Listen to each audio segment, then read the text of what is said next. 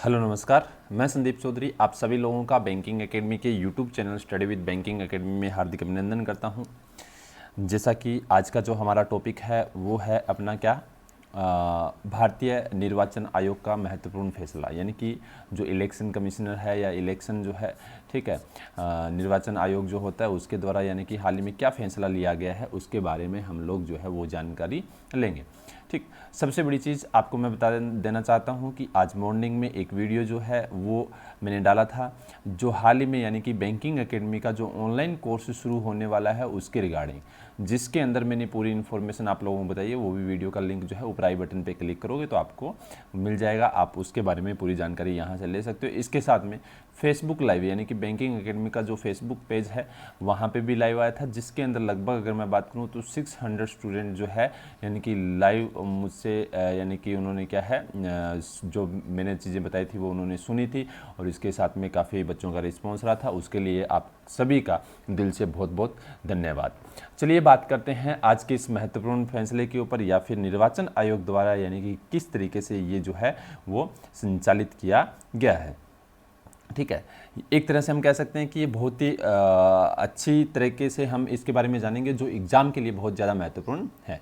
जैसा कि हमारे सामने दिया गया है कि reduction in age limit of voters for postal ballets, यानी कहने का मतलब, ध्यान दीजिएगा कि हाल ही में भारत निर्वाचन आयोग ने वैश्विक महामारी कोविड-19 के बढ़ते कदम या बढ़ते जोखिम को देखते हुए 65 वर्ष से अधिक आयु के वरिष्ठ नागरिकों को पोस्टल बैलेट पेपर से, या हम कह सकते हैं कि के द्वारा उसके द्वारा क्या है मतदान करने की सुविधा प्रदान कर दी है। ध्यान दीजिएगा, पहले ये 80 ईयर से अबव होता था, यानी कि क्या है 80 साल से जो ज़्यादा के लोग हैं वो क्या है कि अपना वोट जो है वो घर पे बैठे बैठे क्या है कि किसके तहत, पोस्टल बैलेट के तहत क्या कर सकते हैं, वो अपना वोट जो है वो डाल सकते हैं। इसके साथ में क्या था कि या ऐसा कोई पर्सन जो यानी कि विकलांग हो, ठीक है, जो चल के जा नहीं सकता हो, उन लोगों के लिए भी यानी कि क्या है हैंडीक्राफ्टर जिसको बोलते हैं, इनके लिए भी क्या था, एक तरह से हम कह सकते हैं कि पूरी तरीके से ये संचालित किया जा रहा था। ठीक, लेकिन अभी हाल ही में क्या कर दिया है कि क्योंकि जैसे हमें मालूम है कि कोरोना वायरस जो है ज़्यादातर यानी कि कौन से लोगों के ऊपर इफेक्ट डाल रहा है, तो ये यानी कि जैसे कि जो बुजुर्ग लोग हैं, ठीक है, या सीनियर सिटीजन्स जो है, ठीक है, उन लोगों के ऊपर ज़्यादा इफेक्ट डाल रहा है। तो इसकी जो यानी कि एज है वो 80 ईयर से कम करके अभी कितनी कर दी है, 65 ईयर कर दी है। ये आप लोगों ने थोड़ा ध्यान रखना है क्योंकि एग्जाम के अंदर आप लोगों से पूछा जा सकता है। इसके साथ में मोस्ट इंपॉर्टेंट महत्वपूर्ण बात क्या है कि इसके साथ में अगर कोई पर्सन कोविड-19 यानी कि कोरोना वायरस से यानी कि क्या है ग्रसित होगा, या फिर हम कह सकते हैं कोरोना वायरस जिसको हो चुका होगा, संक्रमित होगा, ठीक है, उस पर्सन को भी क्या है कि वो बैलेट पेपर के थ्रू अपना यानी कि वोट जो है वो डाल सकता है, उसको जाने की आवश्यकता नहीं है। ये सारी चीज़ें जो है किस लिए यानी कि क्या है इसको संचालित किया गया, तो इसका एक ही कारण है। वो कारण क्या है कि ये कोरोना वायरस जो महामारी जो चल रही है उसके लिए, और दूसरी चीज़ कि हाल ही में क्या है कि बिहार के अंदर विधानसभा चुनाव होने वाले हैं, उसको ध्यान में रखते हुए ये महत्वपूर्ण डिसीजन जो है वो लिया गया है। ठीक है, सबसे बड़ी चीज़ मैं आपको इसके अंदर बताना चाहूँगा कि जितने भी यानी कि कहने का मतलब जितने भी तरह के जो आगे चुनाव होंगे इस साल, हो सकता है उन सभी के अंदर क्या है कि ऐसी जो ये चीज़ें हैं वो लागू रहे। जैसा कि हमारे पास में दिया गया इंपॉर्टेंट फैक्ट क्या है, भारतीय निर्वाचन आयोग द्वारा पूर्व में 80 वर्ष की आयु से अधिक वरिष्ठ नागरिकों व दिव्यांग नागरिकों को पोस्टल बैलेट के माध्यम से मतदान करने की सुविधा प्रदान की जा चुकी है, जैसा कि मैंने आपको ऑलरेडी बता दिया है। कोरोना संकट का असर आगामी यानी कि बिहार विधानसभा चुनाव को देखते हुए, ठीक है, देखने को मिलेगा। सोशल डिस्टेंसिंग और बूथों पर भीड़ कम करने के लिए चुनाव आयोग ने पोस्टल बैलेट पेपर से यानी कि मतदान आयु को 80 वर्ष से घटाकर कितना कर दिया, 65 ईयर कर दी है, या 65 वर्ष कर दिया है। ठीक है, अब केंद्र सरकार द्वारा निर्वाचन आयोग के प्रस्ताव को अनुमति देने के लिए अब 65 वर्ष और इससे अधिक आयु वाले मतदाता घर से ही मतदान कर सकें। इससे मतदान केंद्रों पर भीड़ कम करने को मदद मिलेगी, जैसा कि मैंने आपको बताया था। ध्यान दीजिएगा, इसके साथ में और कौन कौन से लोग होते हैं जो यानी कि इस पोस्टल बैलेट का यूज करते हैं, तो वो होते हैं, ध्यान दीजिए, जो जितने भी गवर्नमेंट कर्मचारी है, ठीक है, जो क्या है कि जिनका यानी कि चुनावों के अंदर या इलेक्शन के अंदर जिनकी ड्यूटी लगती होती है कहीं पर, तो वो भी अपना यानी कि क्या है मतदान किस तरीके से करते होते हैं, वो भी पोस्टल बैलेट के तहत करते होते हैं। ये आप लोगों ने थोड़ा ध्यान रखना है, ठीक है। आगे अपने देखते हैं नेक्स्ट जो है हमारे पास क्या दिया गया, ध्यान दीजिएगा। जैसा कि लिखा पोस्ट बैलेट से तात्पर्य क्या है, तो जो व्यक्ति किसी निर्दिष्ट सेवा में कार्यरत होने के कारण अथवा दिव्यांग या वरिष्ठ नागरिक होने के कारण मतदान केंद्र तक पहुंचने में असमर्थ है, उन लोगों को डाक पत्र के माध्यम से मताधिकार का प्रयोग करने की सुविधा देना ही पोस्टल बैलेट कहलाता है।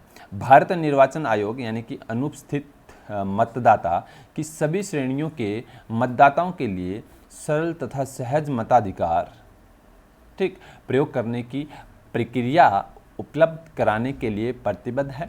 इस पहल से इस बात की आश्वस्तता बढ़ी है कि वरिष्ठ नागरिक तथा दिव्यांग व्यक्ति भी अपने मताधिकार का सहज रूप से प्रयोग कर सकेंगे। ध्यान दीजिए, एक होता है सुपर सीनियर सिटीजन, ठीक है, सुपर सीनियर सिटीजन, तो ये तो थे 80 ईयर से अबव पहले, लेकिन अभी क्या वरिष्ठ नागरिक यानी कि सीनियर सिटीजन भी इसका उपयोग क्या है कर सकते हैं। ये आप लोगों ने ध्यान में रखना है, यानी कि सीनियर सिटीजन 60 ईयर से अबव होते हैं वो सीनियर सिटीजन है, 80 ईयर से अबव होते हैं वो सुपर सीनियर सिटीजन कहलाते हैं। ये आप लोगों ने थोड़ा ध्यान में रखना है।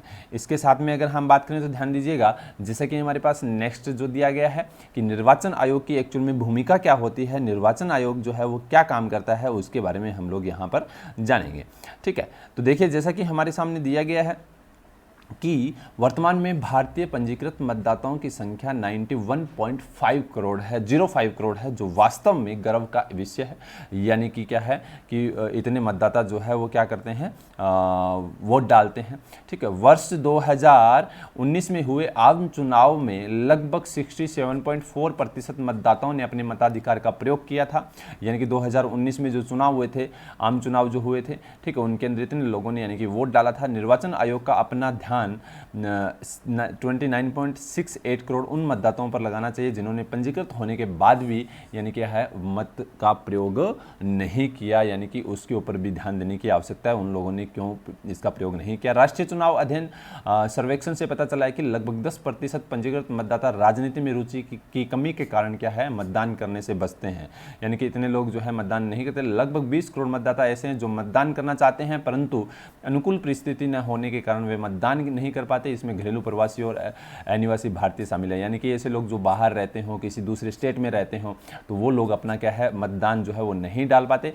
वस्तुतः अनिवासी भारतीयों को मताधिकार उपलब्ध कराने के लिए निर्वाचन आयोग ने अधिकृत व्यक्ति यानी कि ऑथोराइज्ड प्रॉक्सीज के माध्यम से मत देने की व्यवस्था की है। ये आप लोगों ने थोड़ा यहाँ पर ध्यान में रखना है। अब ध्यान दीजिएगा, सबसे बड़ी चीज़ कि हमें मालूम है, एक आपको मैं फुल फॉर्म बता रहा हूँ, ETBPS यानी कि electronically transmitted postal ballot system. इसके थ्रू क्या है कि जितने भी यानी कि कर्मचारी होते हैं वो इसका उपयोग करते हैं, इसके आधार पे ही वो क्या करते हैं वोट डालते होते हैं। इस चीज़ का आप लोगों ने ध्यान में रखना है।